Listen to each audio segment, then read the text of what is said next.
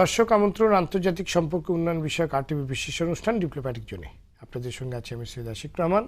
আমাদের আজকের অতিথি বাংলাদেশে নিযুক্ত স্টেট অফ প্যালেস্টাইনের chargé d'affaires his excellency Yousef S.Y Ramadan. Very welcome, Excellency, at RTV studio. Thank you for having me. Oh, great. And what is your feeling? I am very grateful to you, first of all, that you are giving me such a great opportunity, especially that we are coming close to celebrate together the the 45th anniversary of the Independent Day of Bangladesh, Exactly. in which I have the opportunity to congratulate the people of Bangladesh, and also not to forget the remembering of the great man, Bangabandhu Sheikh Mujibur Rahman, the man who not only gave Bangladesh a lot, but he also gave Palestine as well a lot of his time. Thank you very much. Well, Excellency, please tell us about current situation and basis of the escalation of conflict in Gaza and the timing of escalation. What is the perspective? This escalation is being going on since 1948, since the establishment of Israel. But lately, since September, late September, beginning of October, when the Israeli decided to make a very aggressive move toward Al-Aqsa Mosque. Few settlers, with the help of the army and police, Israeli police, they tried to enter by force Al-Aqsa Mosque, in which the people who guard Al-Aqsa Mosque, by the way, they are not armed guard, they are unarmed guard, volunteer guard. They tried to stop them. And there was some clashes between them, in which some of our guard, they were injured due to the force used against them. Finally, they entered, made some, by throwing the bombs there was some burning in the rugs at Al-Aqsa Mosque. They destroyed few items there, and then they left. And then this is a very affectionate things among the Palestinian in particular and the Muslim in general, that such a holy place, many people are really ready to die for it, defending it, because that's what exactly jihad is. We tried as a Palestinian Authority to reduce the tents, but unfortunately Israel continue on a daily basis to try by force to enter the holy shrine. Now, what is the meaning of that? In fact, it was not only just to enter the mosque and leave. The meaning is they wanted to divide the timing of Al-Aqsa Mosque, saying that you can pray Al-Fajr in the morning, then you leave the mosque, and then from Al-Fajr to Zuhur, we'll take over. You cannot divide the house of God. This house of God, I mean, they have their own places to worship God. We have, just like the Christian have the churches, cannot be divided between religion. This is something understood. And they insist to do that. And we believe that if they succeed to divide the timing, they will also succeed in the next step, which is dividing the mosque itself. That part will be for Jews and the other part will be for the Muslim.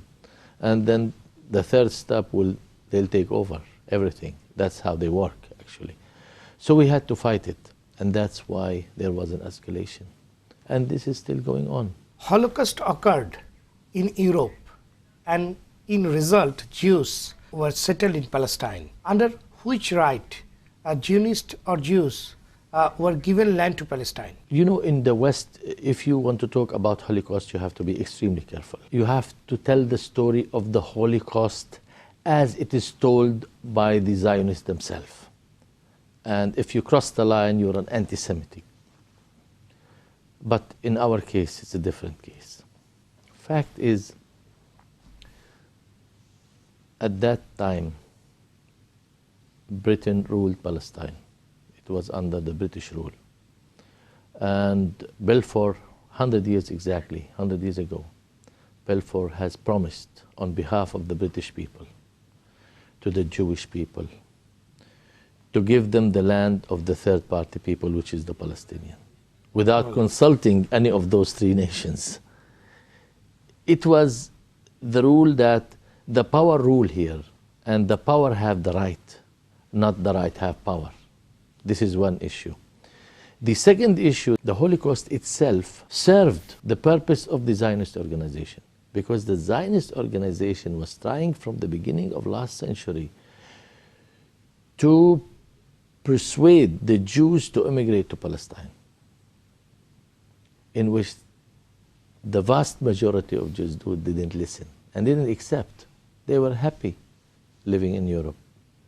When the Holocaust started, then they start emigrating to Palestine. So it did serve the interest of the Zionist organization. Well, and they became the victim, and those victims, they victimized other nation, Palestinian. So it's, I would call that, it's a jungle law. It's not a human law. Because, wild law. Yeah, I mean, you're the person who were murdered, your people were massacred. You want to say they willingly unrest the situation. Exactly. The Bangladesh government, especially our Honorable Prime Minister Sheikh Hasina, assures on total support to the Palestine and its people. In your view, how do Bangladesh and other Muslim countries can play their role? To start with the Honorable Prime Minister, I think maybe many of the people of Bangladesh didn't know that the Prime Minister, Sheikh Hasina, is a very well-known person among all the Palestinian people. It's her stand, firm stand and position are very well known to them. And we have the love and respect for this lady.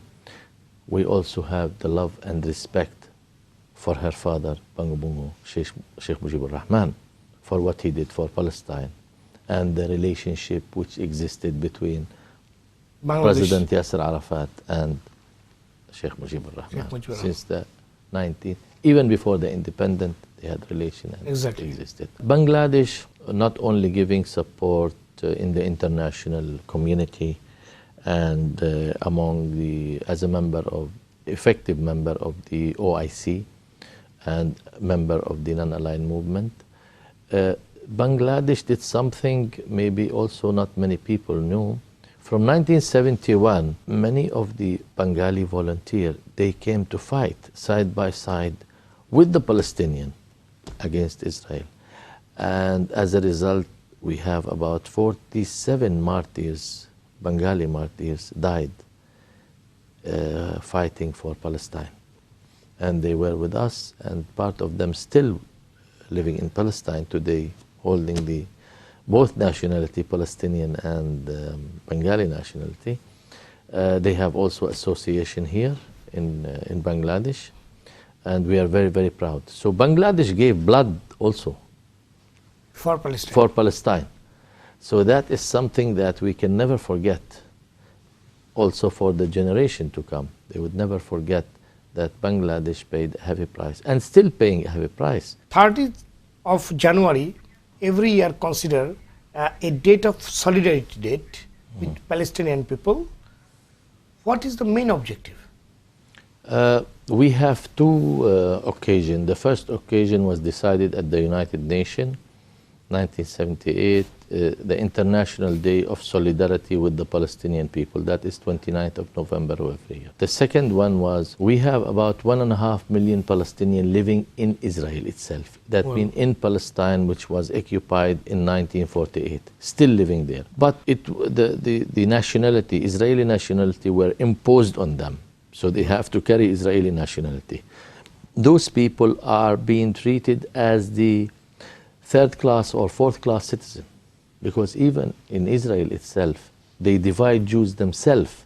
You have the Ishkenaz, that mean the people who came from Europe, the Jewish European, they are number one, first class citizen.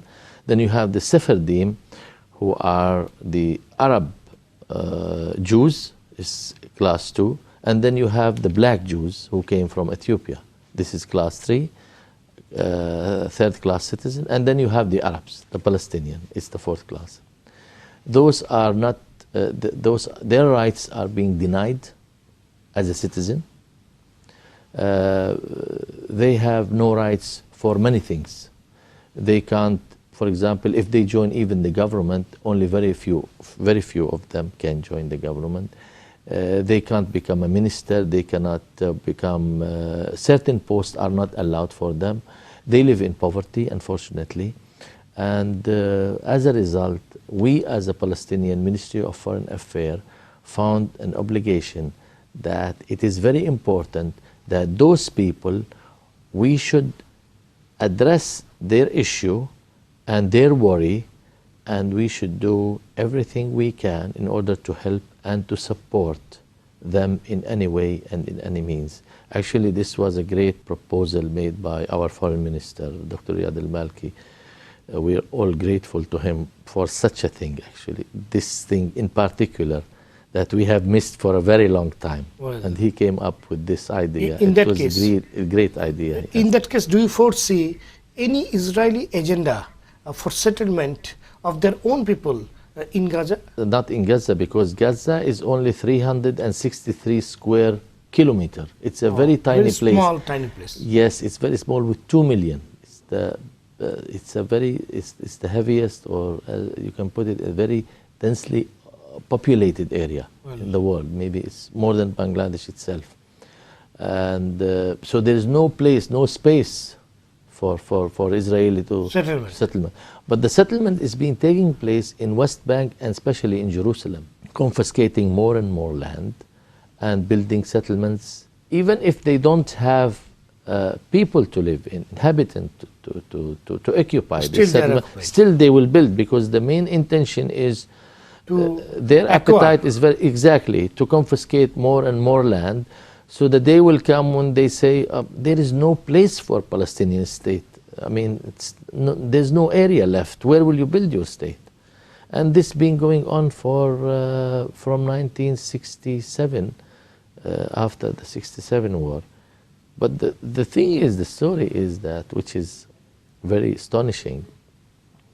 From 1967, the day of occupation of West Bank and Gaza and East Jerusalem, till we signed the Oslo Accord of 1993, the total area confiscated was only 2.5%. 2.5% from the West Bank and Jerusalem confiscated, and settlement were built. After signing the Oslo Accord, or the peace agreement with the Israeli, this has risen to 42%. 42%? Exactly. So imagine, in wartime, 2%, and in peacetime, 40%. What is your initiative on it? As you remember, last year, when our President Mahmoud Abbas, he gave a speech at the United Nations, clearly he said, we will not abide by the Oslo Accord anymore, because Israel does not. Israel hasn't done that, so why should we? The international community in general, the whole world, are shifting. The policy is being shifted. They're catching up with the people opinion and ideas. The whole world are demanding from the Israeli to stop being above the law, to stop breaking the law, asking Israel to fulfill its obligation, asking Israel to withdraw from the territory occupied in 1967. Lots of demands, lots and lots of demand, but Israel never accepted any, apply with any. So Israel is becoming slowly, very much isolated, especially from Europe. Mr. Yousef, we'll talk more after a short break. দর্শক দেখছেন আন্তর্জাতিক সম্পর্ক উন্নয়ন বিষয়ক RTV বিশেষ অনুষ্ঠান diplomatic zone. এই পর্যায়ে নিচ্ছি বিরতি, ফিরে আসছে অল্প সময়ের মধ্যেই, ততক্ষণ আমাদের সাথেই থাকুন।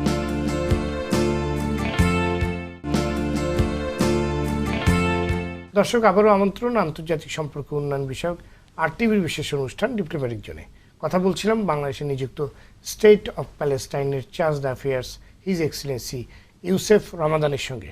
We always find dominant Israeli narratives in media reporting. Why does Western media never begin with Palestine pain? What is your view? They used to control the media in Europe as well.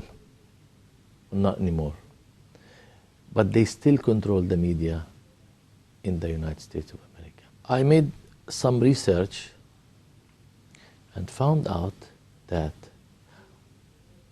not most, but all the major newspapers, TV stations in the United States of America, either owned by Jewish lobby or run by the Jewish lobby. Well, it was unbelievable. I have wrote the names of the papers like the Washington Post, the Time magazine, the Newsweek, the CNN, the CBS, all these major network and owned by Jews. Owned by either owned by Jewish lobby or run by them, including Hollywood, Disneyland, all this. And in the United States of America, they have the AIPAC, the Israeli American Public Affairs Committee. It's not one of the most powerful. It is the most powerful organization in the United States of America. Of course, it's supporting Israel all the time. They also control not only the media, but banks, financial institute, and so on. And if you want to be a politician in America, you have to go through them. And their gate is you have to support Israel. And for a politician, you don't care much, or they don't care much. So they support Israel and they get their job and they do their businesses. Even the President of the United States, if he doesn't have the blessing of the AIPAC, it would be very difficult to sit on his chair at the White House. I'll give you a small example. Look at all the candidates from the 50s, 1950s and above. During their campaign, the first thing they talk about is the support of Israel, their commitment of keeping Israel the most powerful and country in the Middle East. Consider Israel as the strategic ally. Doesn't allow anybody to touch Israel. Israel is allowed to do what others cannot do. He would give all kind of lip service for Israel in order to satisfy the AIPAC. And it's like a competition between them about who would support Israel more if he became the president of the United States. It was unbelievable. A huge country, a powerful country, would be a hostage in the hand of a handful people that control the media and the financial institute and so on. It's really pity, even if they have to do something which is against the interest of the United States of America, but it is in the interest of Israel, still they will do it. What is the possible way forward from current crisis, long-term solutions to the Palestinian issue? You know, we have decided from the 1988 that we would like to proceed or start a peace process and to solve the issue of the Palestinian people and the suffering of the Palestinian people. It's been going on since 1948. And we were ready to sit and negotiate. The first was the Madrid conference, 1990 in Madrid, and then we signed the Oslo Accord, and then negotiation took place since then. And then we realized that it is all a waste of time. All of it is a waste of time. And that is not proven to us. Okay, we understood that earlier, but the whole world understood later on that it is a waste of time. Because we agreed at the beginning that the basic of peace will be land for peace. We take our land back and we give peace to Israel. But Israel continue to confiscate more and more land. instead of withdrawing from Palestine, they're taking more and more. So why are we negotiating for what? It's waste of time. As I told you before, now, the world also has seen this. They have seen the reality, and they find out that it is important to address this reality.